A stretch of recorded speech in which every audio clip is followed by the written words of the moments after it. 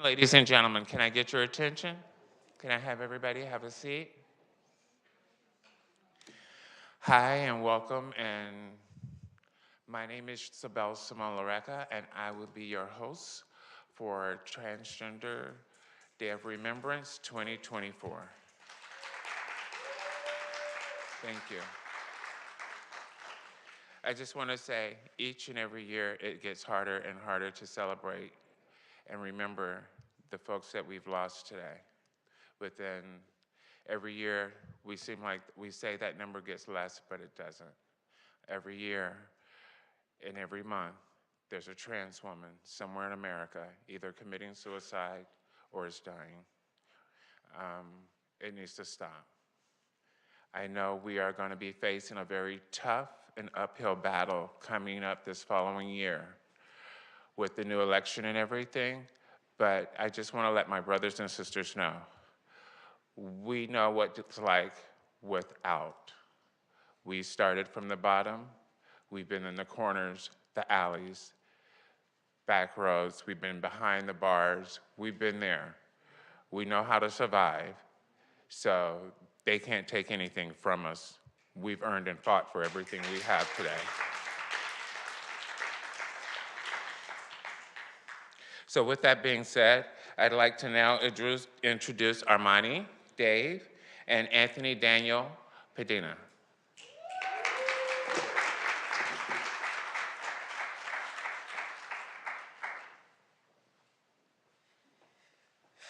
Good evening, everyone. Thank you all for being here and for tuning in. Like Sabel said, we got this, right? We're going through a very trying time, but we've been through trying times. We've been doing this for years. When you are someone who is living in your truth as a queer person, as a person of color, or however it is that you identify, you are telling the world, this is who I am. I'm not afraid and I'm comfortable and this is who I am, and you love yourself. And so I just want to encourage everybody to remember to love yourself, especially now if you haven't been doing that. Love yourself. And I know that with the election and everything going on, excuse me, it's like we are in a time of mourning. What we are mourning, I haven't figured that out, but it seems like we are in a time of mourning. And even now, tonight, while we're here for T-Door to remember those that we lost, it's like a double mourning. And it's very uncomfortable and it's hard to speak on. So I would like if everyone could just do a quick exercise with me. If you could either take one arm and hold your other arm or just hug yourself and close your eyes. Take a deep breath in, hold for 2 seconds, exhale. Keep your eyes closed and say the following things to yourself. I love you. You are worthy. You are beautiful. And you got this. Remember to do that every day because you are all beautiful. You are all worthy. And you have this. Thank you all for being here and thank you all for tuning in.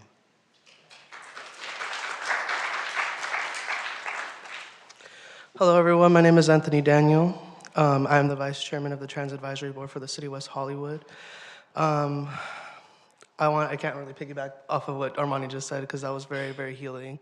But I do want to bring up my friend who does not always get mentioned. Her name is Alexia Partida, and she was a trans woman who had committed suicide. And I feel like Sabel had mentioned it earlier, where trans women's suicide rates aren't really mentioned.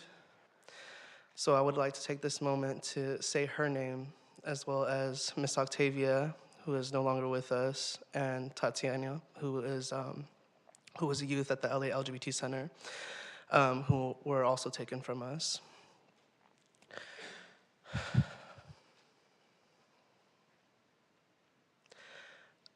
I know this time is really hard for a lot of us, being myself, being trans, being out. The last couple weeks have been really difficult, and the time that I spent last time in 2017 being just as scared is is something I have to feel all over again. And I'm sure I'm not the only one. So if I could reiterate everything that Armani had said about how we should love ourselves, we should care about one another and be there for one another, and then more importantly, as we are getting murdered, we should try not to take ourselves out of the picture either, because you are loved by somebody who is going to mourn you. You are loved by somebody who's going to miss you. And I do miss my friends. I think that moving forward, we should just try really hard to make sure that we look at these next 4 years as something that we have already gritted our teeth at, and that 4 years from that, because 4 years after that does exist, that we could look at this moment and be like, damn, that really sucked, but that time has passed, as it has passed before. Thank you.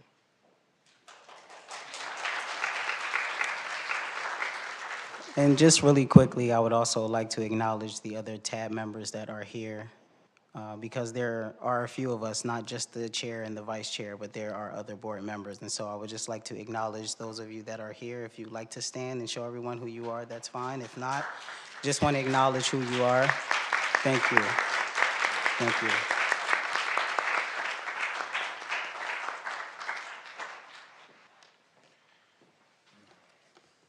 Thank you, Chair and Vice Chair. Now I would like to introduce the man of the hour, at least, the Big M, the Mayor of West Hollywood, Mr. John Erickson.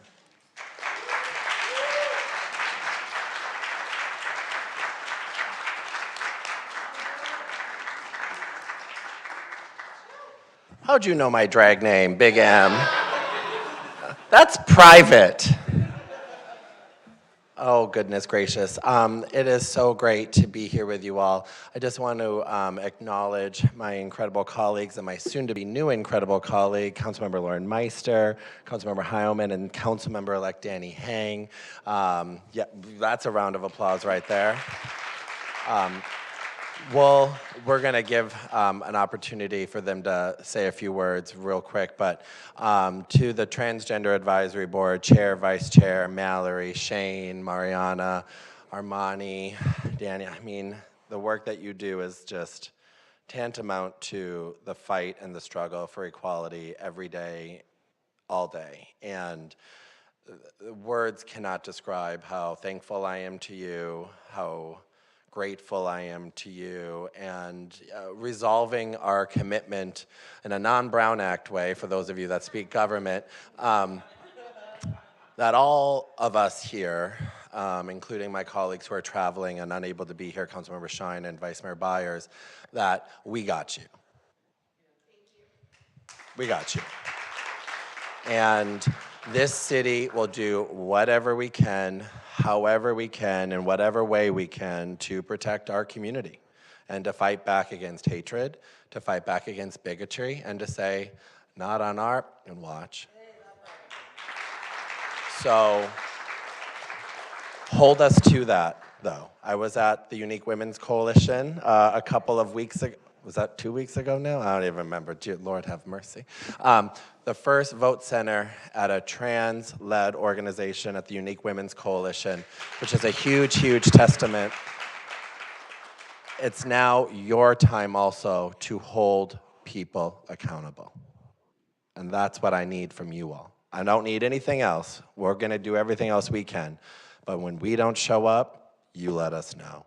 When someone doesn't do something, you let us know, because we all got to be in this together. So I would love to invite up my amazing colleagues, Councilmember Lauren Meister, to say a few remarks, please. Thank you, Mayor. Hello, everyone.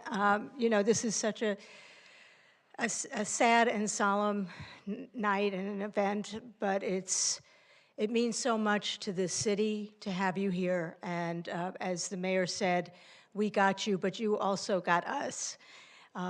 Your words, the chair and vice chair of TAB, the bravery, all I can say is I can't even imagine the emotions you're feeling. I know the emotions I have from this past election and the and the angst and the fears. And I just think you're so inspiring, really. It's so inspirational to have your words. We're going to just fight. We're going to fight like hell, right? So thank you for being here again. And I'll introduce my colleague, Councilmember John Hallman. Thank you. Thanks, Lauren. Thank you all for being here. As the mayor and Lauren said, we have you.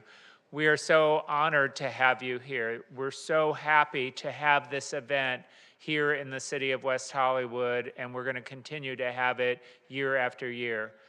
As Lauren said, this last election was awful.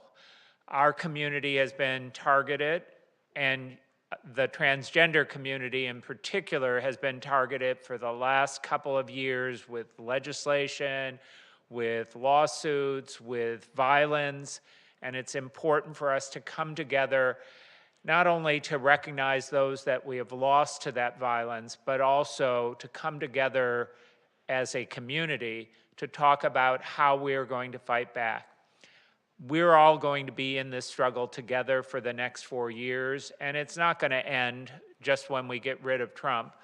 We know that they're using our community as a target to try to drive out votes, and we need to strategize on how we fight back, how we make them pay a price for that. The good news, though, because I want to make sure I end with some good news, is young people don't buy any of that crap. Young people are on our side. They understand. They know transgender people. They have LGBT friends. And so we just need to keep with them, keep fighting with them, build our coalition so that in 4 years we get a president who understands that they have to represent all of us. Thank you. Councilmember-elect. Thank you, Chair and Vice Chair. I am honored to be here. Thank you for the work that you all do. Thank you for inspiring our community to fight for our brothers and sisters out there. And please hold us accountable. Hold everybody accountable to fight for each other in this struggle. And thank you for the work that you do. Thank you.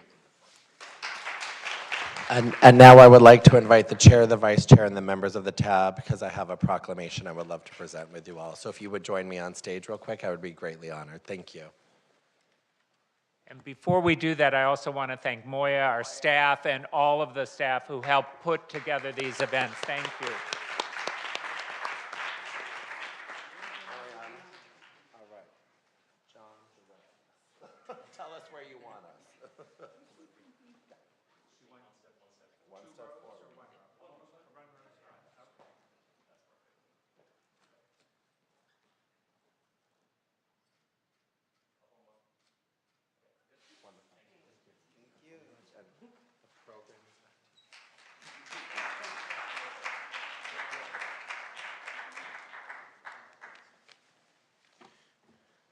A lot of politicians in one room, huh?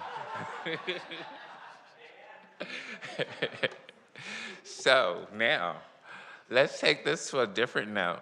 So I would now like to introduce, see, this is going to be really cute. You just don't know. I love this part of the work. This person is, so I just want to say this person is like a team player in my program at Minority AIDS Project. I'm going to give them the opportunity to speak for themselves, but Dr. Jace is a dedicated mental health professional and an influencer influentially in the community leader, recognized for his commitment to social justice and advocacy in the LGBT community.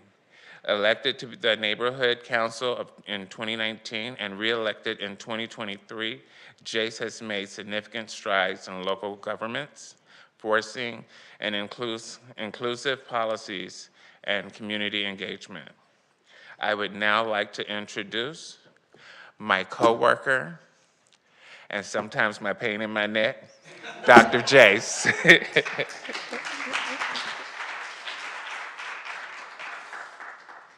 Well, thank you, I think. Do me a favor if you're able, just stand to your feet but for a moment. All around the room, just stand to your feet for one moment. Just say, I am the dream. I am possible. I am. You are so beautiful. Give yourselves a round of applause. Thank you. Let me live my life on the side of the road and be a friend to man. The men who are good, the men who are bad. As good and as bad as I, Samuel L. Voss.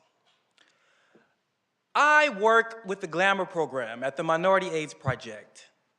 We saw that there was a need in the community, but we're not the only persons who saw that need. We saw people laying it out on the side of the road and left there to simply die. We saw persons who were depressed and suppressed and needed assistance. We didn't just say, oh, that's too bad. We didn't just pass it on to the next organization. We understand that there is room at the table for everyone, and that includes room to help everyone. So what did we do? We got to work. Instead of throwing our hands up, we simply rolled up our sleeves and got to work. And we created the Glamour Project. And within this project, we welcome in our trans siblings from across the globe, but more specifically, LA County. And once you enter our program, we don't just provide HIV testing. We don't just speak with you about pre-exposure prophylaxis. We don't just talk to you about transitional housing. We hold your hand and we stand with you every step of the way. Providing mental health coaching, we stand with you. Standing next to you if you happen to be diagnosed with HIV, we stand with you. If you are jumping from couch to couch or one street to the next street, we stand with you. Because if we don't have the answers, we find someone or someplace that does. We stand with you. Let me be a friend and show up, not just talk about the problem, but focus on the solvency to get rid of said problem. That's what we do at Glamour. And we invite all of you to come on down to the Minority AIDS Project. Have a tour. See what we're all about. And if you know someone that is in need, any type of need, send them our way so that we can partner with all of you in making sure that they have a safe space. So in conclusion, we create and keep safe spaces safe. Continue to be bold, brave, and be ye beautiful, just as you are. Thank you.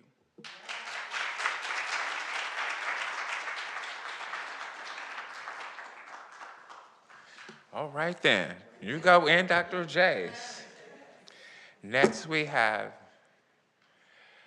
oh, I don't know how to say this. This man I love to laugh with. We joke, we tease, I cut up, I act a fool. It's my reasoning for doing the work that I do, being in the rooms that I am. And I just have to say, this person gave me an opportunity when I walked away from community a few years ago. And I just said I was tired, and so I walked away. And when I decided I was ready to come back, it's funny, it was the first place I put in an application, and it was the first place that took me in. And it's because of people like this man that I can call Minority AIDS my home. I was married there. My husband was helped laid to rest through them. Every time I ran into a problem, Minority AIDS was my home. So I now work there, and because of this, I get to introduce the Reverend Gerald Green, served as co-executive director of Minority AIDS Project. Reverend Gerald Green has over 30 years experience in the field of healthcare services. Reverend Green continues to educate and support and advocate for all people. And I say he is probably one of the coolest bosses to have so far, especially when you're begging for money. So with all that being said, let me introduce my boss, Reverend Joe Green.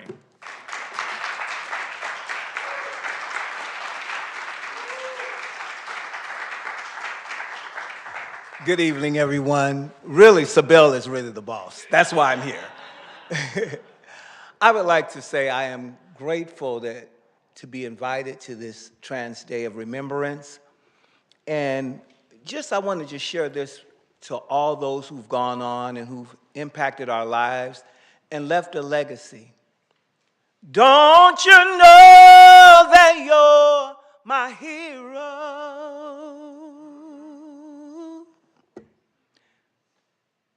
Everything I would like to be,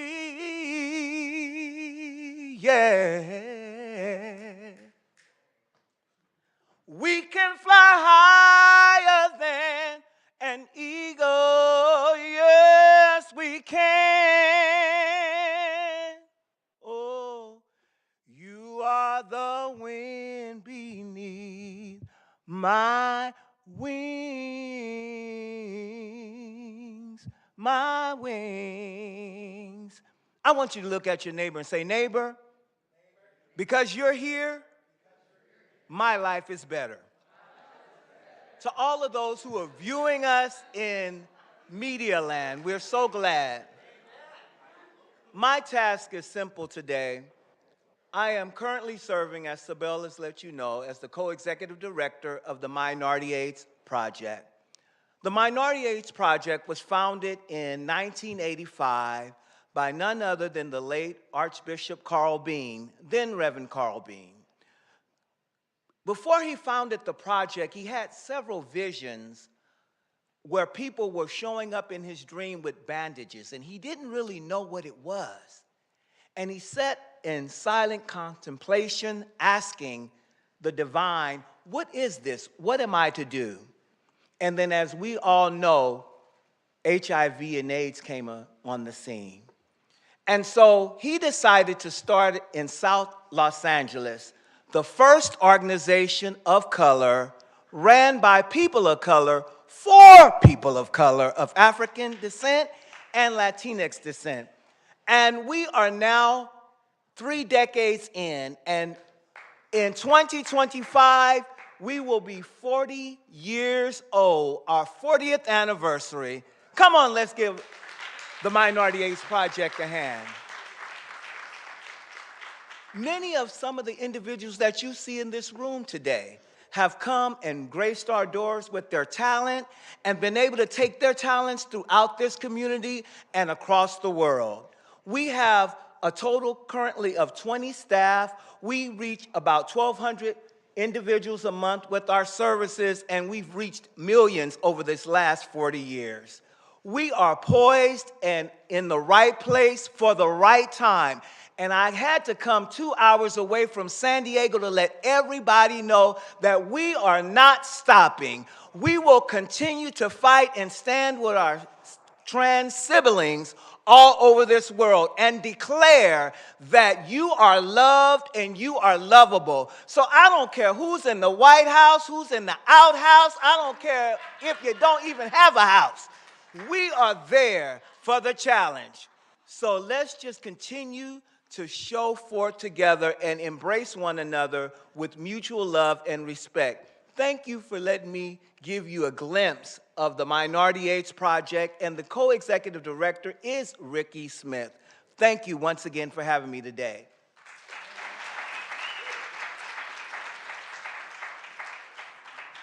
Thank you, thank you, thank you.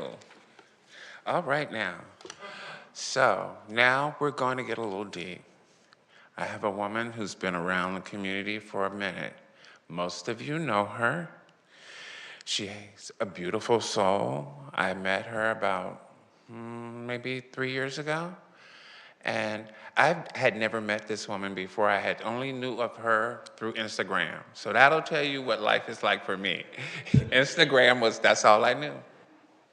So I would get on Instagram and DM her and tell her how much I loved her, how much support thought she was, how I adored her standing up for trans women of color in the community. And when I got the chance to meet her, she had the biggest smile on her face, and it was like, wow, sisterhood again. And that's one of the things I love about our community. We greet our sisters with hugs and love.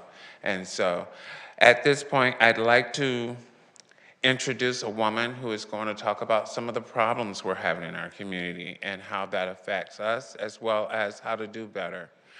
I'd like to now introduce Ms. Mallory Jenna Robinson from Hateful Homicide.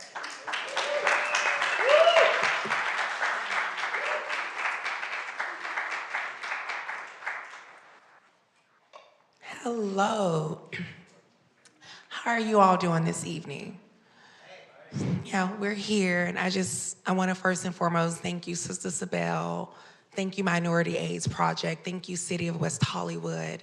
Thank you all for creating this beautiful space, the West Hollywood Council, and the beautiful individuals who came out to honor our community who is no longer here. A hateful homicide was created in response to, and I have to just give kudos to Anthony over there because, you know, honoring our community members who are no longer here. And there was a beautiful trans girl who lost her life back in Montgomery, Alabama, back in 2011, and her name was Melanie Bennett. And we both began our gender journeys together. And she lost her life in 2011 at the age of 21. And it impacted me. And I thought about that. And 10 years after her death and moving to California, I had the luxury of being able to connect with our beautiful community members. And they would say, Miss Mallory, we're getting murdered. We're getting victim blamed. No one's taking our cases seriously. We see all of the cases around missing moms and missing teen girls, but what about our cases? Who is saying our names? And then it dawned on me, I thought of Melanie, and then I thought of the community here, and I was like, Lord, I'm hearing it, her name, and I'm hearing it here. And before I knew it, a hateful homicide existed. So it is the only true crime and investigative journalism podcast and show that focuses on the murders of our trans and non-binary community members in the United States and abroad. We were created in response to the increasing violence, victimization, murders, and again, we were launched on March 31st, TDUF of 2021. So I would love to have a moment and share with you all around our mission statements and our vision statements.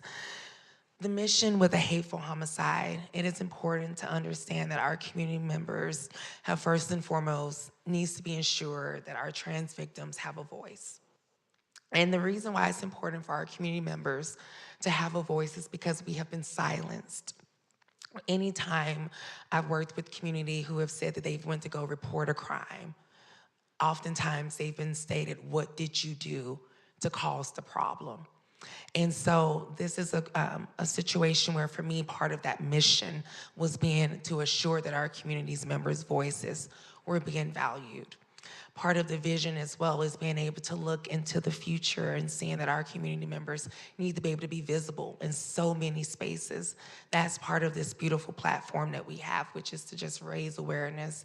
And our goal is to make sure that our community members always, always know that they belong. And that's part of the reasons why a hateful homicide exists. And again, we've been around now for 3 years. Thank you.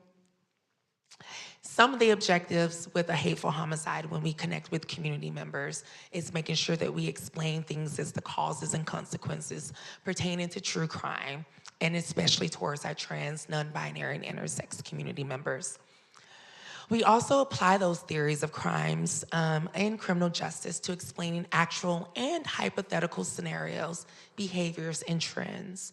And so, for example, one of the cases that we've covered most recently, and you all may have be familiar with this case, is Next Benedict. This was a trans youth, non-binary youth, Two-Spirit Youth out of Oklahoma, and there's been mixed debate around the nature of their passing. But cases like that, right, these hypothetical scenarios where it's like, oh, either we ran away, in cases like Aubrey Demeron, another beautiful indigenous community member who has been missing since 2019, or either in situations where it was our behaviors, where I've covered cases because the community member was a survivor sex worker. And was like, oh, well, you asked for it. And these are the conversations that I've heard communities come to me, community members, and say that I've tried to come and express what is going on with a community member or either within themselves. Like, this is the violence and this is the victimization that they're facing. And then they're pushed away from the doors. No one's listening to them. And so this is, again, why hateful homicide exists, is to ensure that we're recognizing and explaining those social inequalities in crime, in criminal justice processes. We are super thankful, and this is moments like we honor our beautiful victims who are no longer here for TDOR. But for those victims who are no longer here, and there are so many, some of those cases have resulted in a hate crime indictment. Some of these victims that we have said their names over the many decades, they have been trailblazers for cases that have been able to change the narrative. And this is the work that we have to continue to remember, to continue to conduct. Yes, it's important to say the names of our victims, but we have to also say their names 365. A lot of us don't come from supportive families. So who is taking flowers to our burial place? Who is remembering us a year later on our birthdays? Who cares to make sure that they're even using the right pronouns? And we still do not have that coverage, you all. So I encourage you, please, whatever you can do, support a hateful homicide. We cover trans murders, gun violence. We mentioned global statistics, intimate partner violence. We cover that a lot as well, from a local to a global level. I want to give a shout out to two incredible organizations. One is the Human Rights Campaign for beginning to document the cases in 2013, as it was one of the first to publicly record it. And then, of course, to the late and great Monica Roberts. Her and beautiful sister Dee Dee Waters created the Trans Griot, and they do documentary and blogging work around our missing and murdered trans communities as well. And this has been going on before a hateful homicide.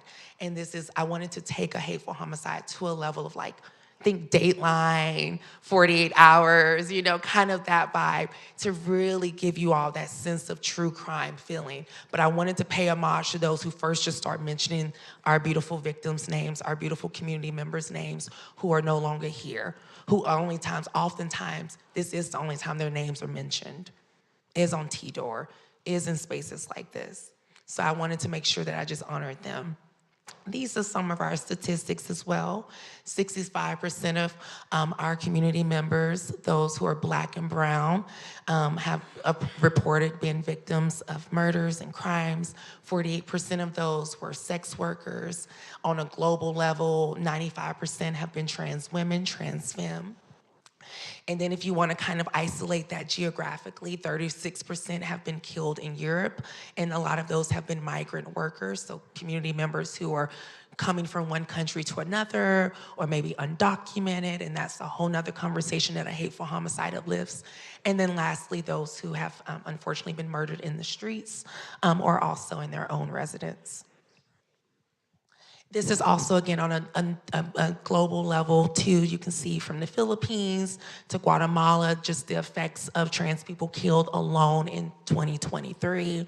And this stemmed from, the data was recorded from 2022 in October up until a year ago.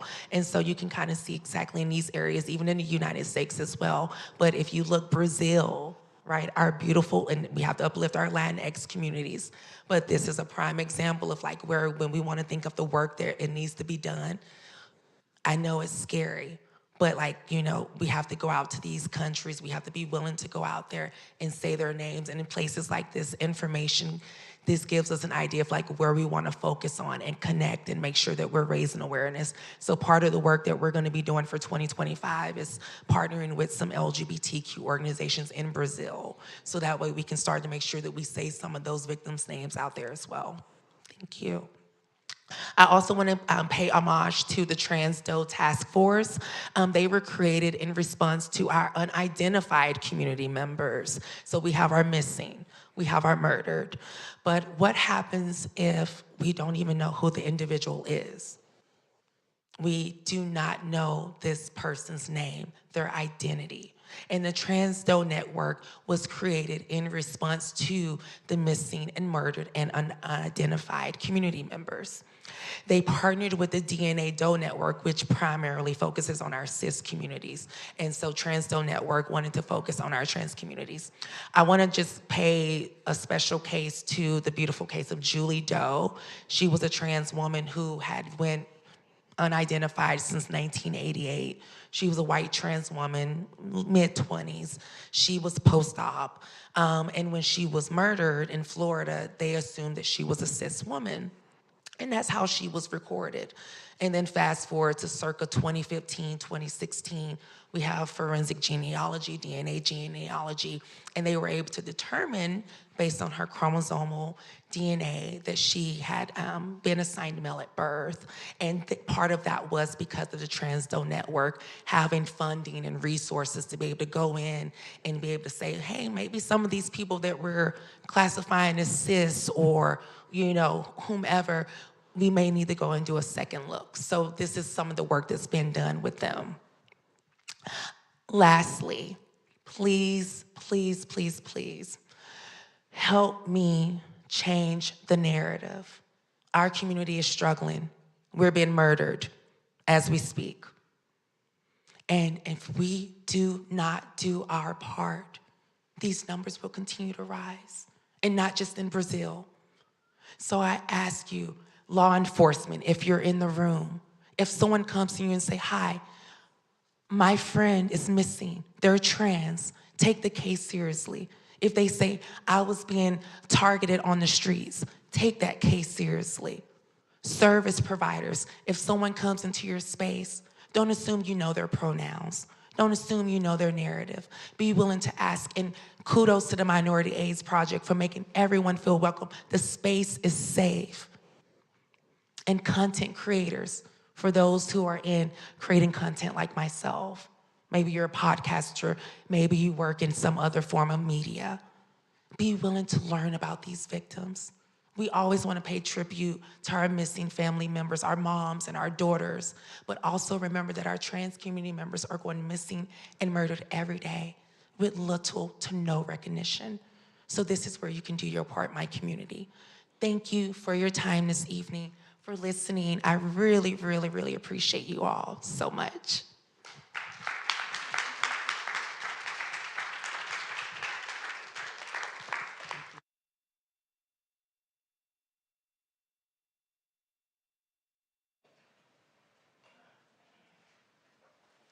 All right now. So, told you that was going to be kind of heavy. We need a little heavy sometimes. So now, we have the fabulous, the incomparable, the voices of our community, the undeniable trans choir.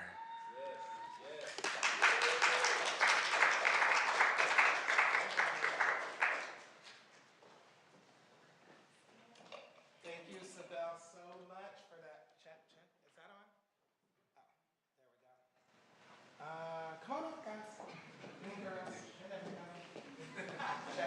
Check. That one's on. So, my name's Abdullah Hall. You can call me Abby. My pronouns are they, them, theirs. I'm the artistic director of the Trans Chorus of Los Angeles.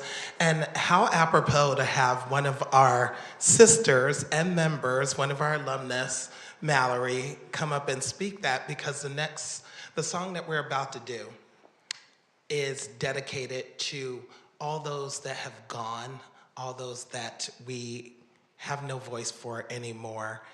But we want everyone to know that they have courage to be who they are. We all have the courage to be who we are. Are we doing that one? Yeah, we're going to do that one first.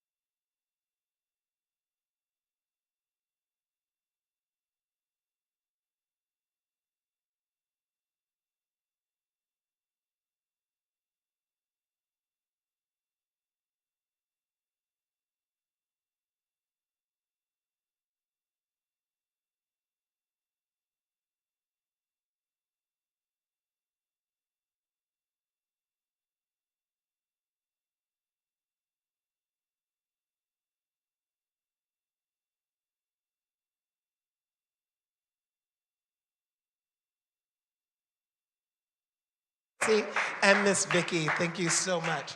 So if I could have the chorus take a step back in one horseshoe of line, that would be great.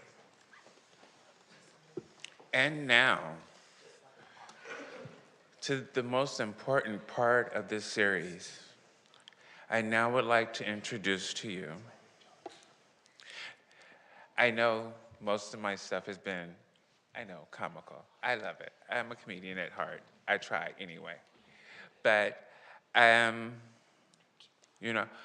one of the things we focus on I focus on more than anything is how effective it is to see communities stand and work together. So when I called this lady and asked her and said, I need your help, she jumped right to the button. She was right there.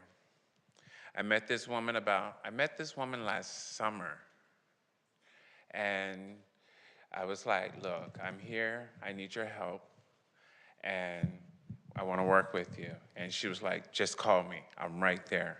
So with that being said, I'd like to introduce Queen Shannon Gibson, is the Chief Operating Officer for Unique Women's Coalition and the first Black trans-led supportive base organization in Southern California. Her efforts include community engagements through event, civil engagements, policies, leaderships, and advocacy and transgender rights. Would you help me in accepting Ms. Queen Shannon?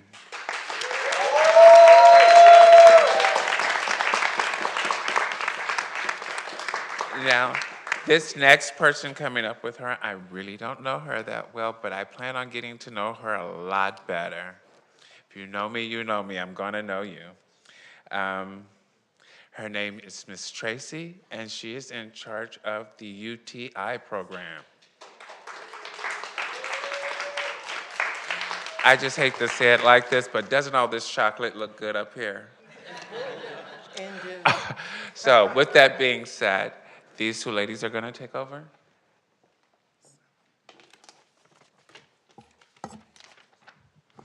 Thank you to my beautiful sister, Sibel.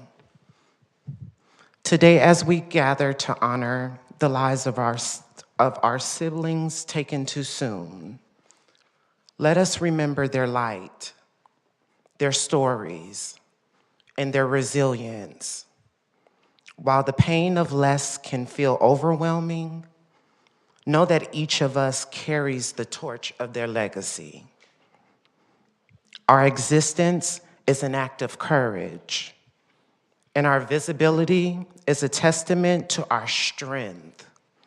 Together we rise in the face of adversity and transform grief into action, love, and hope. To my transgender siblings, you are seen, you are valued, and you are loved. Our journey matters, and our voices hold the power to inspire change. Let us honor those who we've lost by continuing to fight for a world where every transgender person can live openly, authentically, and safely. In unity, healing, keep shining your light. It's brighter than any darkness we face. And now I'll read the names.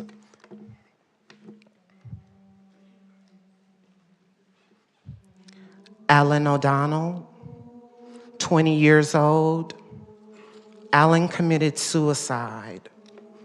He is remembered as being extremely intelligent and having a curious nature. China Young, 30 years old. China was shot in her Milwaukee neighborhood. Her family supported her throughout her transition and are committed to bringing justice for her. She is remembered as a choreographer who loved to teach people how to dance. Rannie Baker. Rannie died by suicide. She is remembered by her loved ones as a writer and video game developer. I also welcome anyone in the audience that wishes to participate in reading the names. Just simply come up on the stage and join me, and I'll read one more and pass it to Miss Alexander. Chris Velasquez, age 37. Chris was non-binary and died by suicide. They are remembered by their loved ones for their adventurous spirit and compassion. Dominique Dupree, age 25. Dominique was a gender non-conforming person who was shot to death. They were a small business owner who loved watching sports from Chicago teams. Amy Robertson, age 30. Amy was accidentally run over while trying to escape an assault. Her community railed together and organized for a memorial in her honor and had over 100 people in attendance, showing how much she was loved and cherished by her friends and family. River Page Olmsted, age 17. River died by suicide. They are remembered for having a love of music and could play multiple musical instruments. Lisa Love Turman, age 35. Lisa was shot in the chest and back while walking home. Her family believes she was targeted because she was trans. She is remembered for being loving, caring, free-spirited person who was always smiling and laughing. London Price, age 26. London was shot in her home in front of her grandmother. A suspect has been arrested in her murder. She is remembered for being someone who always looked out for other people. Naomi McNew. Naomi died by suicide. They were a talented artist and graphic designer. There is very little information about their personal life that is publicly available, but tonight we honor their memory. Lola McDaniels. Lola died last November. There is very little information about her personal life that is publicly available, but tonight we honor her memory. Keyshawn Richardson. Keyshawn Richardson. Keyshawn was shot to death alongside their best friend, Amiri Reed, who is the next person on tonight's list. Keyshawn is remembered for their love of basketball and superhero movies and was very loved by their friends and family.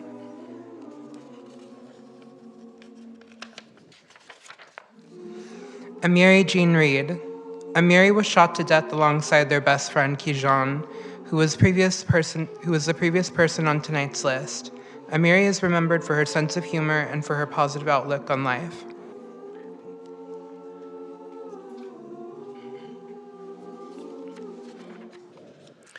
Savannah Wire Williams, age 38. Savannah was found shot near a train station in Minnesota. Her suspected murder was arrested and charged. Savannah is remembered for being fierce, full of life, with a big personality and bigger heart. Demita Jo Armstrong. Demita is remembered for being a person with a sweet heart. There is very little information about her personal life that is publicly available, but tonight we honor her memory. Madison Montana, age 26. Madison died by suicide. They are remembered for being a wonderful musician and artist who used their art for advocacy and social justice.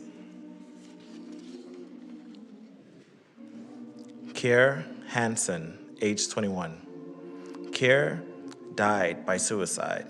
They are remembered for having an amazing love for all animals and living creatures. They loved their multiple pets, which included a cat, ferret, snake, rat, chicken, and various birds. Trip Schultz, age 31. Trip died by suicide. They are remembered for having a smile that lit up the room and a booming, contagious laugh. They also played guitar in multiple bands in Salt Lake City area. Amber Minor, age 40. Amber was shot and killed on Christmas Eve of last year. She is remembered as a resilient Black trans woman who lived a life full of laughter. Megan Riley Lewis, age 53. Megan was shot by a food delivery driver after she confronted him for misgendering her. He was arrested and charged with murder. Megan is remembered as being a fixture in her community and is loved by many. Kitty Monroe, age 43. Kitty died after being attacked and then run over. She is remembered by her loved ones for her distinctive fashion sense and her protective and loving nature. Blair Kristoff. Blair died by suicide. She was a software developer and a musician who loved acting. Giselle Stone, age 20. Giselle died by suicide. She was a trans woman studying fashion and design and is remembered for being a gifted artist and a generous spirit.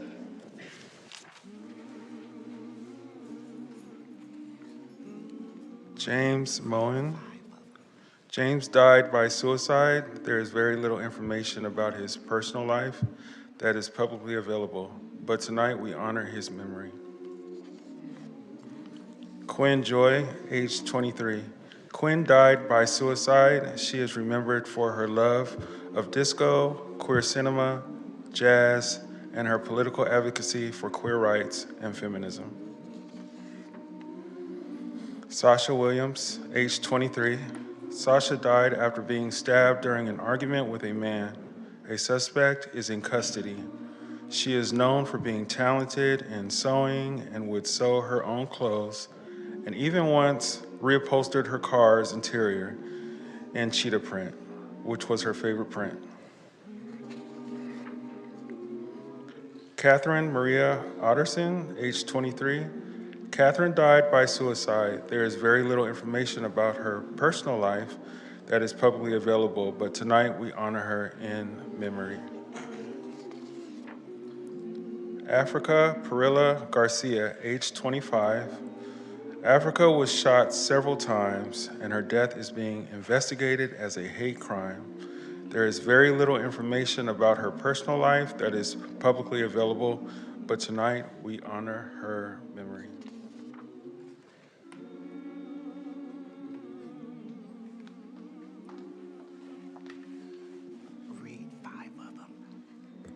Next, Benedict, age 16.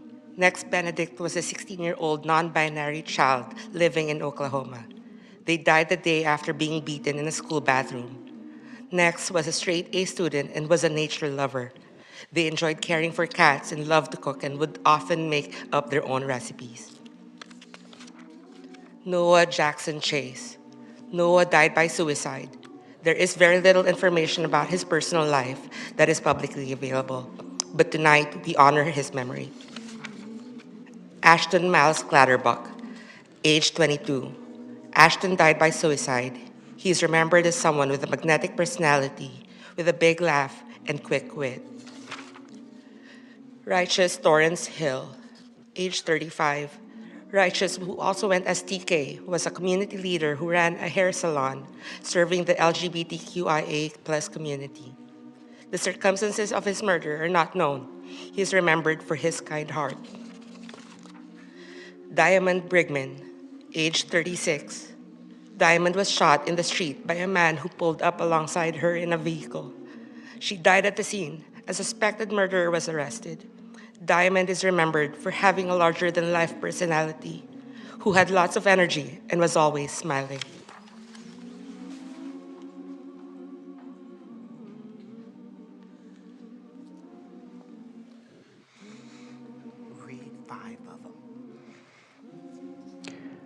Alex Taylor Franco. Alex's body was found with gunshot wounds after being reported missing. 3 teenagers have been arrested in connection with his death. He is remembered as an athletic, cheerful man with a big heart. Maraxis Medina, age 36. Maraxis was found dead in the street in South Los Angeles after being shot and then dragged from a vehicle. She was a talented makeup artist who also worked at Universal Studios Hollywood and took pride in her work.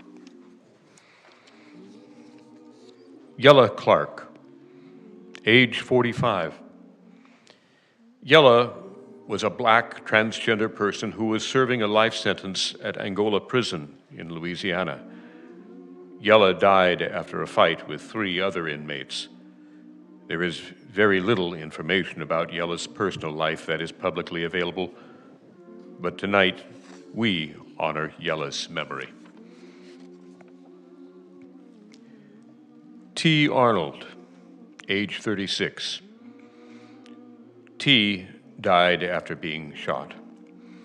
He is remembered by his family as a role model for his nieces and nephews and as a supporter of his family and friends.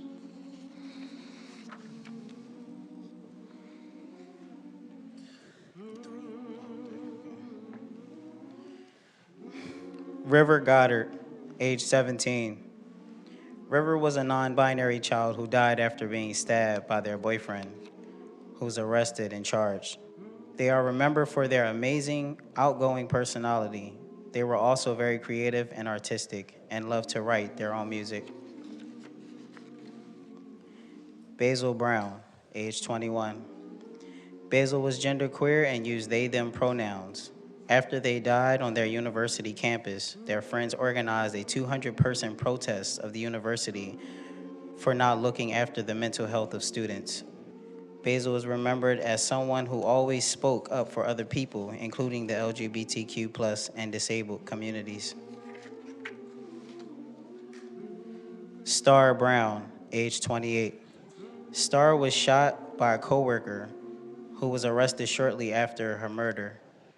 Her loved ones say she had a beautiful soul and always had uplifting words for others.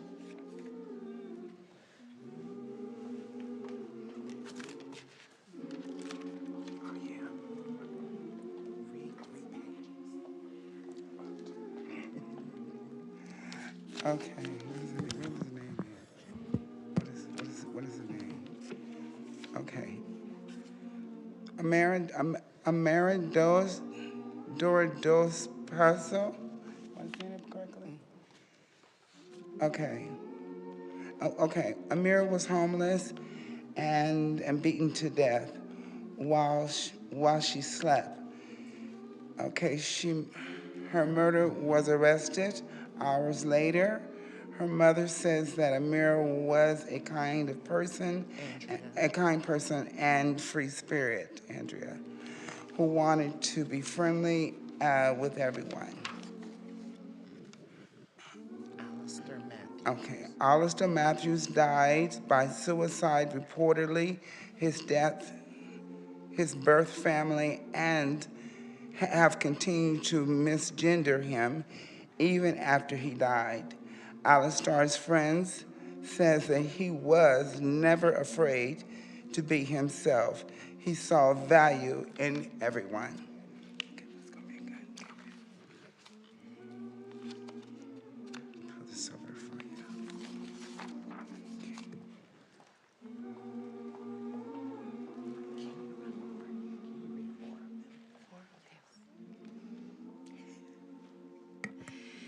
Dari Moore, age 23. Dari's body was mysteriously found in the Mississippi River. The cause of her death is unknown, and her family and friends do not believe it was suicide. Dari has been described as a confident person who was heavily involved with trans group in St. Louis, where she lived.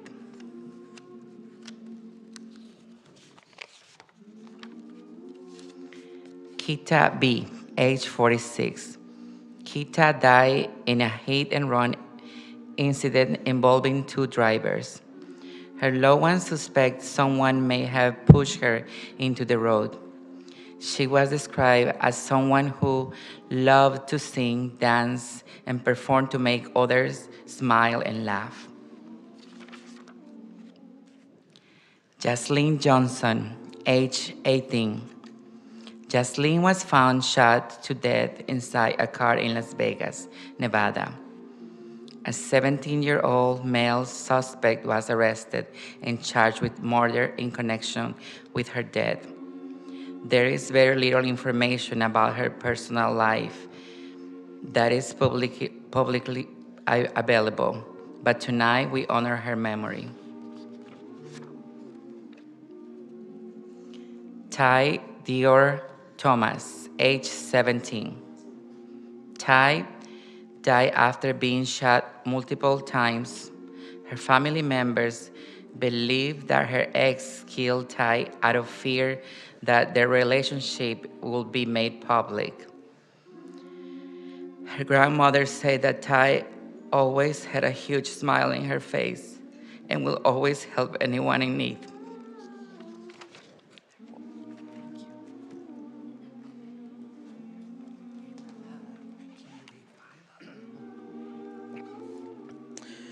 Michelle Henry, age 25. Michelle died after being stabbed and strangled. Her suspected murderer has been arrested and charged. Michelle was involved in the San Francisco LGBT Center's youth program and is remembered for being deeply caring, courageous, and fearless. Joshua Chemo Rainforest, 31. Joshua died by suicide. Z was a talented artist, musician, and animator who was fiercely loved by family and friends. Liara Kaylee Tsai, age 35. Liara's body was found on the back seat of her car. Her ex-partner has been charged with second-degree murder. She was a music producer who is remembered for being fearless and an inspiration to her community in Minneapolis.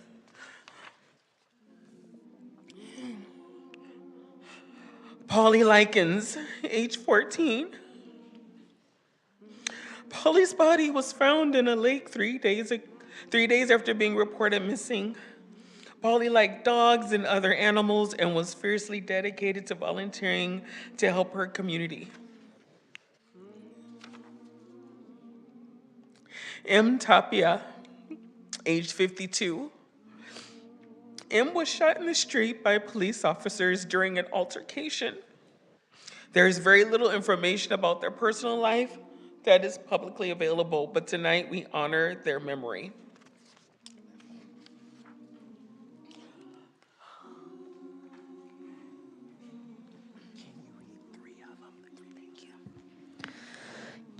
Kenji Spurgeon, age 23. Kenji was shot in a restaurant parking lot in Seattle. She is remembered for having an extraordinary ability to uplift everyone with laughter, a joke, a song, or a dance. Shannon Boswell, age 30. Shannon was found after being shot and run over. She is remembered as a kind and sweet soul who loved people and lived life to the fullest.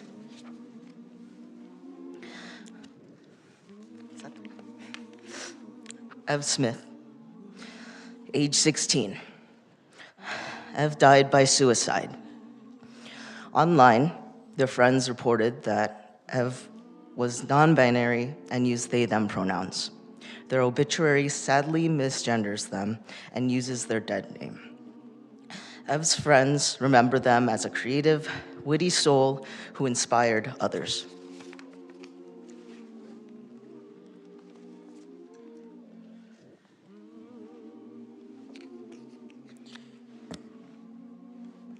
Monique Brooks, age 49. Monique was shot in her car. Her sibling described her as fun, loving, brilliant, and smart. She was an active participant with Divas in Dialogue, a sisterhood for trans women of color empowering, building, and strengthening each other.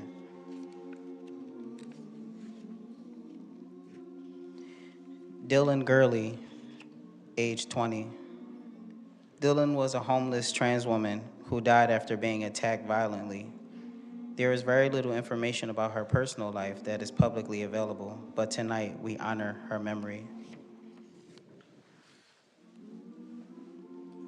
Vanity Williams, age 34.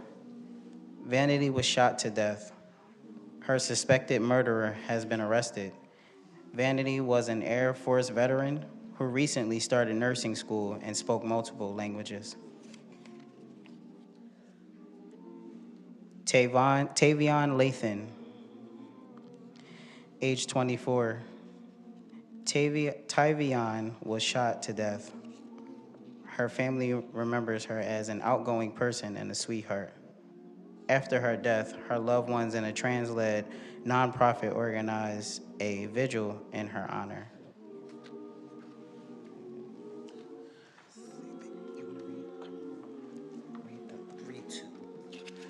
Indiana Grayson, age 27.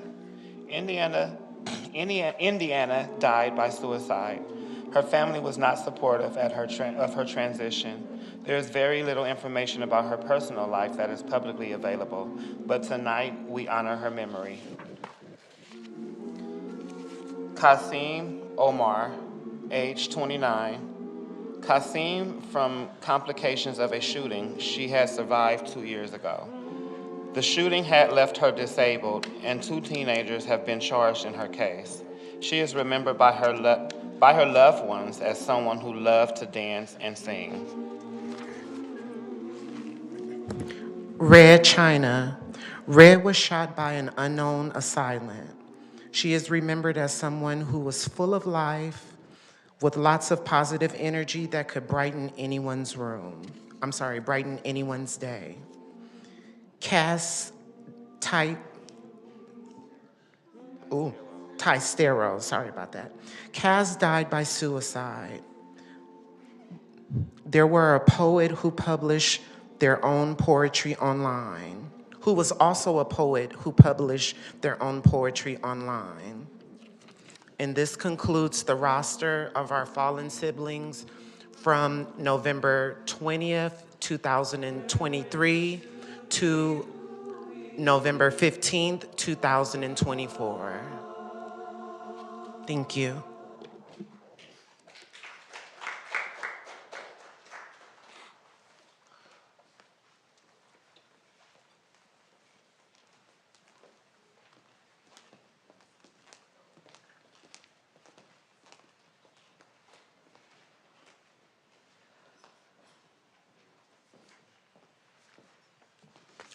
Thank you, everyone, for that. And thank you, Trans Choir LA, for your beautiful voices.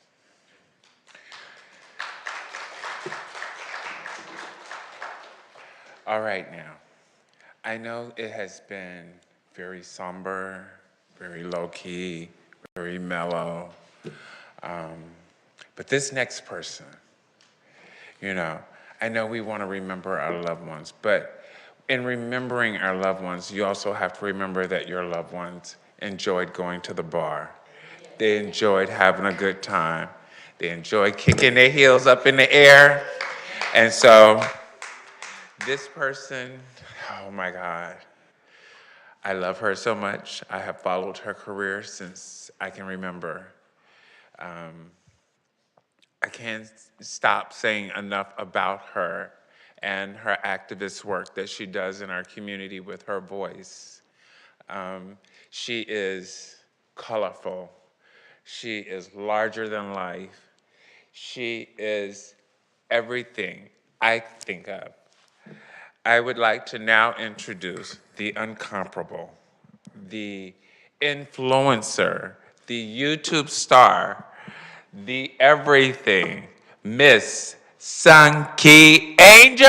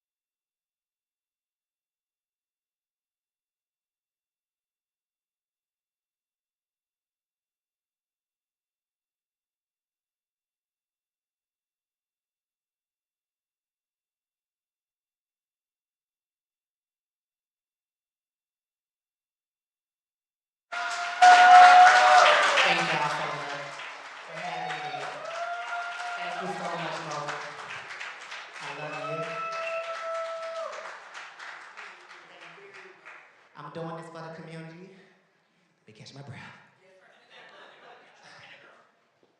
So, I'm a voice in the community right now.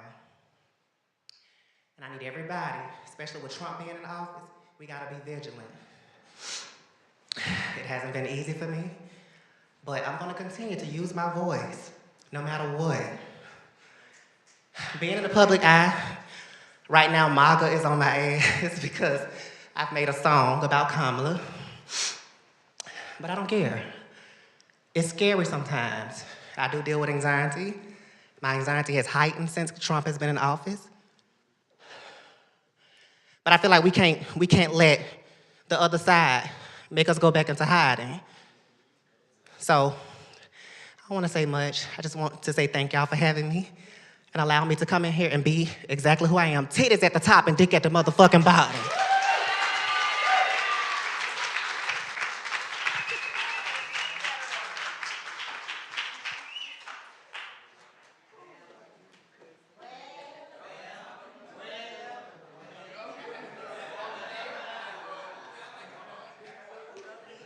All right.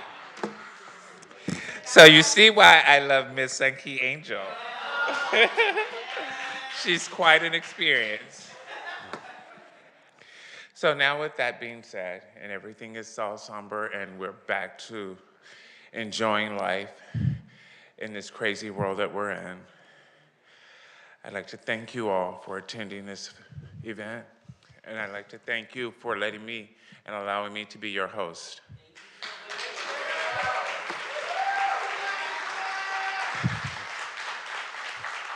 I'd also like to thank the city of West Hollywood for giving us the space and the ability to be able to have this year again. And as you heard our mayor say, we'll be here this time next year, because we all know until there's a change, we'll be needed again. So with that being said, I'd like to close the service. On your way out, make sure you get validated and take one of the most beautiful sunflowers that we have. That way you can remember in your own personal way the trans community. So with that being said, from Minority A's Project, from South LA to West Hollywood and back, good night.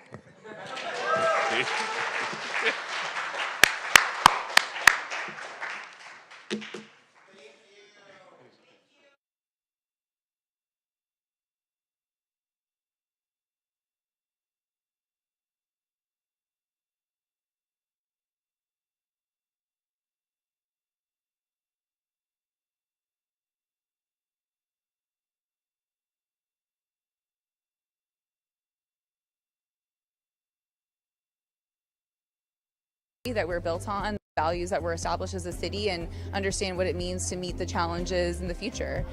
We are gathering with community, with our elected and appointed